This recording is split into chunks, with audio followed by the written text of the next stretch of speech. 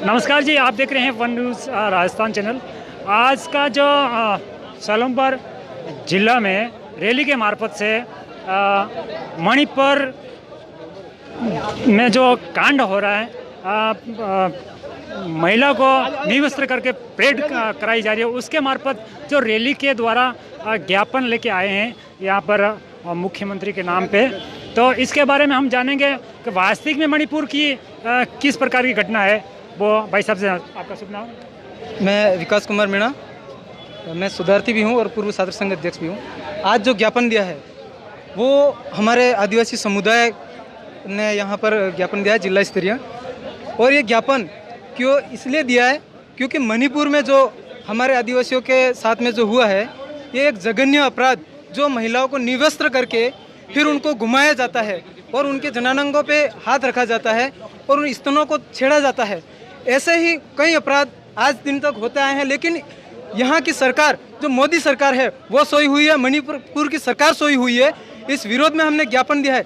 ये मोदी सरकार ऐसी है जो 89 दिन हो गए उनके साथ में महिलाओं के साथ इस तरीके से अत्याचार हुआ। 89 दिनों के बाद में मोदी जी के जो 56 इंच का सीना है उसमें कहीं शायद दर्द हुआ है, तो जाकर उनकी नींद जागी है और वो कहीं एक्शन लेने की बात करें। लेकिन फिर भी हमारे महामहिम राष्ट्रपति महोदय द्रौपदी मुर्मू जी भी इस बारे में कोई खुलकर चर्चा नहीं कर रहे।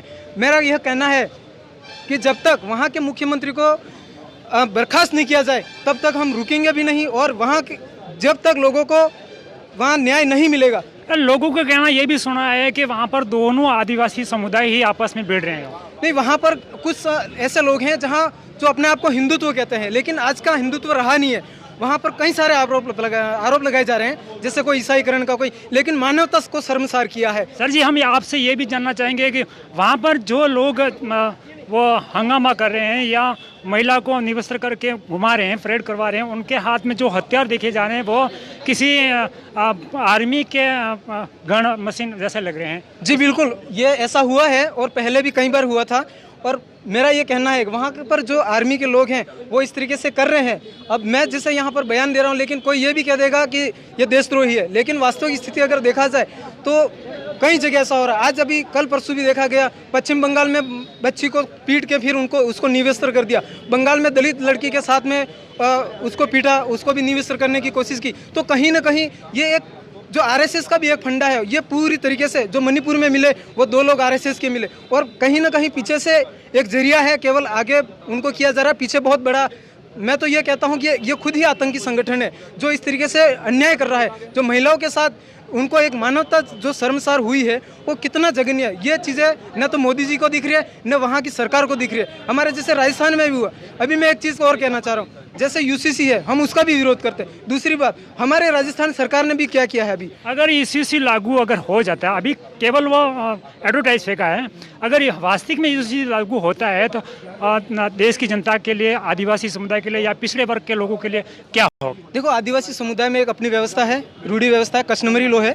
अगर यूसीसी अगर लागू करती हैं तो अभी क्या हो रहा है कि जो भी नेताओं के बयान आ रहे हैं कि आदिवासियों पे कोई ऐसा प्रभाव नहीं पड़ेगा, लेकिन मेरा ये मानना है कि कहीं ना कहीं जैसे हर चीज़ आजकल प्राइवेट कर दी, और इसी तरीके से आज मणिपुर में भी यही हो रहा है। वहाँ पर एक भंडार है, जो खजाना है, उसके पीछे लोगों ने वहाँ पर जो हिंदुत्व हैं और जो आदिवासी हैं उनके प्रति एक लड़ाई का वो कर दिया है। और यूसीसी में भी यही होगा, हमारे लोगों को वहाँ से ज़मीन से बेदखल कर दिया जाएगा और वो उसके ऊपर, खनिजों के ऊपर वो कब्जा करेंगे।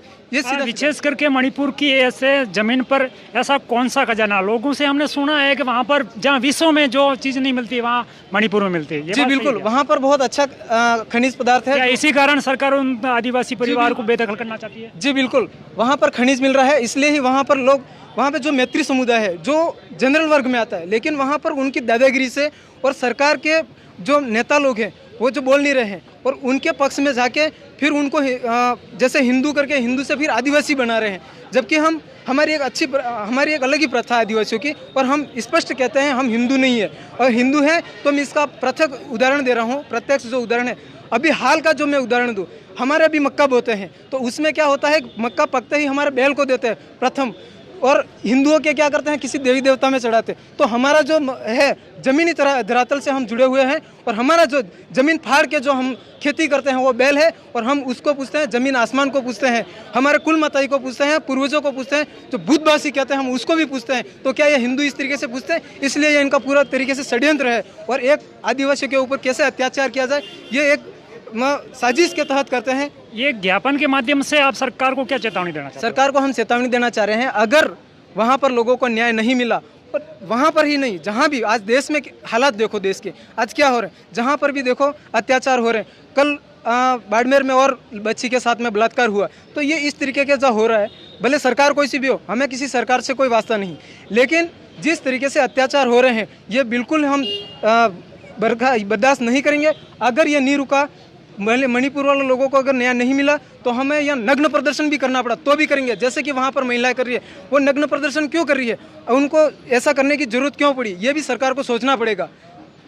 तो इसमें पक्ष और विपक्ष लोग भी होते हैं, लेकिन मैंने बहुत सारे लोगों से चुना है कि जब मणिपुर तो एक राज्य पूरा अलग है, और राजस्थान में डूंगरपुर ज़िले में जो एक मास्टर ने वो ऐसा मामला सामने आया, उसके बारे में तो कुछ बोलते नहीं। इस प्रकार की भी लोग टिप्पणियाँ करें, उस पर क्या है? देखो, भले मणिपुर हो, राजस्थान हो, या MP हो, या उत्तर प्रदेश, जो भी हो, जहाँ पर भी देखा जाए आदिवासी हमारे भाई है, हमारा खून है। तो भले मणिपुर हो या कहीं सा भी हो, हमारा खून उगलता है।